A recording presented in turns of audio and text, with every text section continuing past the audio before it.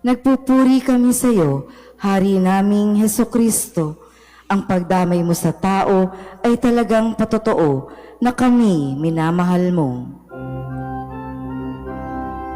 Papuri sa'yo, Panginoong Hesukristo, Hari ng walang hanggang kapurihan.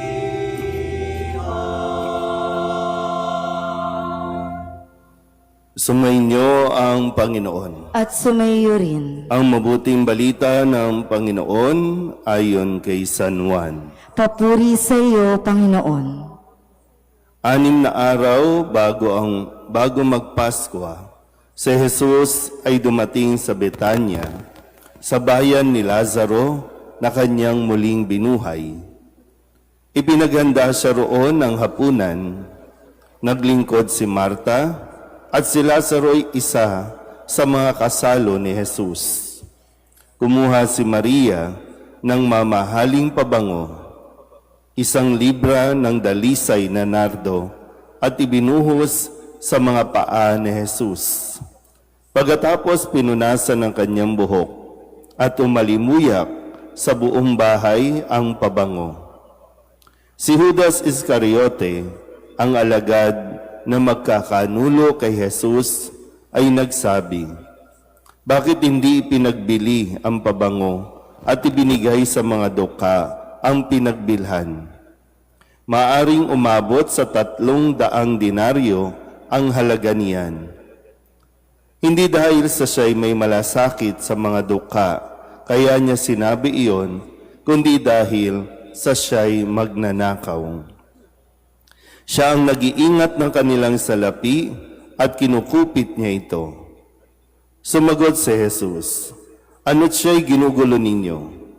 Pabayaan ninyong ilaan niya ito para sa paglilibing sa akin.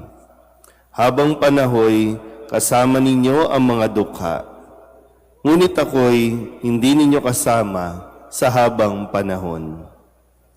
Nabalitaan ng maraming Hudyo na si Jesus ay nasa Betanya, kaya't pumaroon sila. Hindi lamang dahil sa kanya, kundi para makita si Lazaro na kanyang muling binuhay. Kaya't binalak ng mga punong saserdote na ipapatay rin si Lazaro, sapagkat dahil sa kanya'y maraming Hudyo ang umihiwalay na sa kanila at nananalig kay Jesus. Ang mabuting balita ng Panginoon. Pinupuri ka namin, Panginoong Hesukristo. Isang magandang umaga po sa inyong lahat. Magandang umaga po. Ngayon po ay Lunes Santo, mahal na araw, at isang mapapatunay na mahal na ang araw na ito dahil nga sabi nga sa ebanghelyo natin, sabi ni Judas, aabot ng 300 denaryo ang halaga ng ginamit na pabango ni Maria na ito ay ibuhos niya sa paanan ni Jesus. Bahagi po ng kultura noon ng mga Hudyo ay ang maglagay ng pabango sa patay dahil nga wala pang proseso ng pag-iimbalsamo noon, kaya agad-agad, mga 2-3 araw, ililibing agad ito dahil mangangalingasaw ito.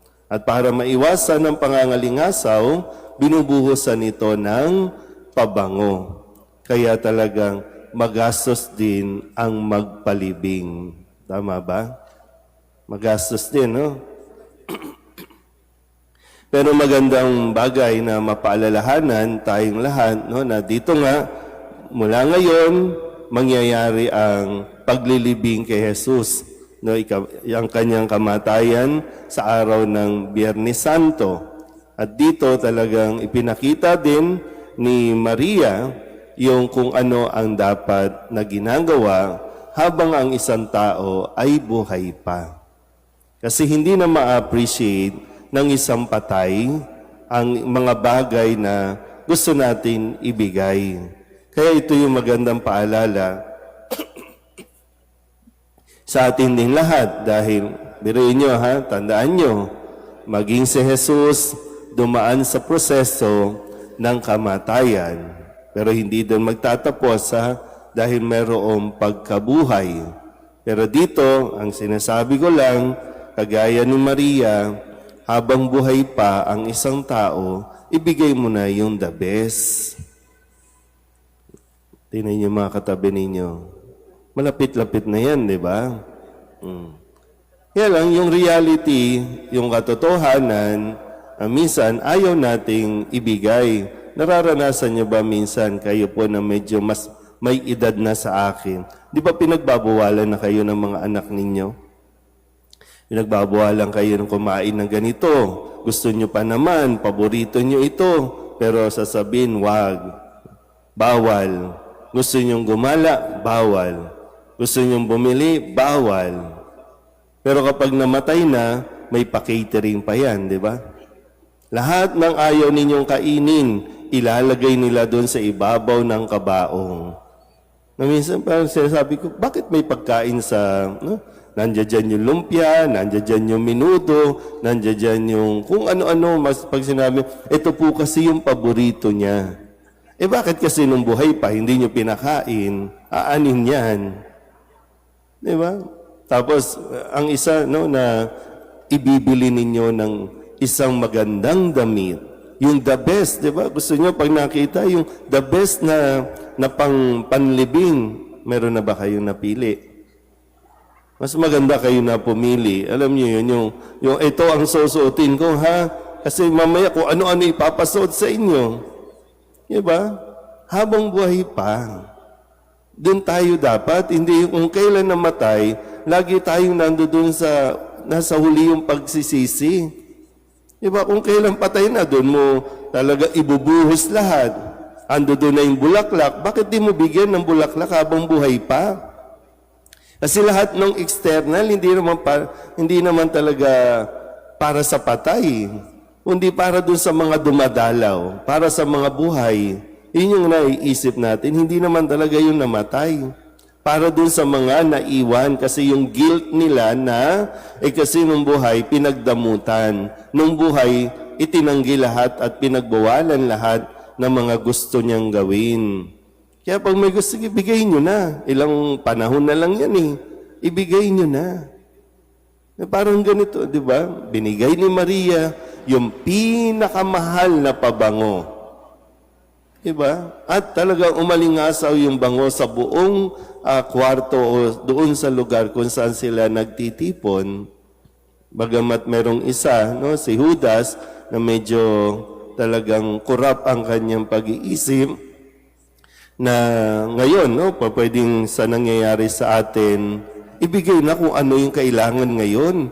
Hindi yung ipagpapaliban mo pa, ipagpapaliban pa. Dahil lang sa corruption, kaya iyan, pwede namang ibigay na automatic o tanggalin yung taxes, di okay. Yun nga, dahil sa mga isipang pagnanakaw, kaya kunyari, sabi nga, kunyari iniisip ang kapakanan ng mahihirap, pero hindi naman talaga. So, nawa, ito yung realidad ng buhay natin noon at magpasa hanggang ngayon, pinapaalala ito sa atin na sabi nga ni Kristo, maganda yung sinabi niya, ang mahihirap lagi niyong kasama. Pero ako, sandali na lang. Diba? So, nandiyan dyan yung mga responsibilidad natin, pero yung katotohanan din, huwag mo nang ipagpaliban yung mga bagay na dapat mo nang ibinibigay, yung mga dapat mo nang ginagawa, yung mga dapat mo nang sinasabi, ipinapakita habang buhay pa. Para nang sa ganon, kung sakaling dumating ang araw na siya ay mawawala na, siya ay ililibing, hindi ka punong-puno ng kalungkutan dahil sa mga guilt na nararamdaman mo na para bang kung nabubuhay lang siya, gagawin mo at ibibigay mo na ang lahat. So, ihanda na ha.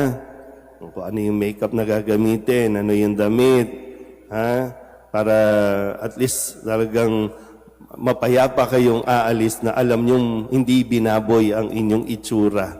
Yung kung ano yung kilay, Kaya enjoy, no? Sabi nga, enjoy mo ang buhay habang buhay ka pa.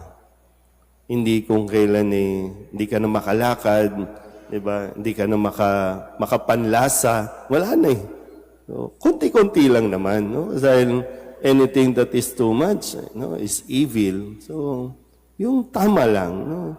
Yung nararapat lamang para mas maging maayos ang ating pong ugnayan habang tayo po ay buhay pa sa mundong ito. Amen?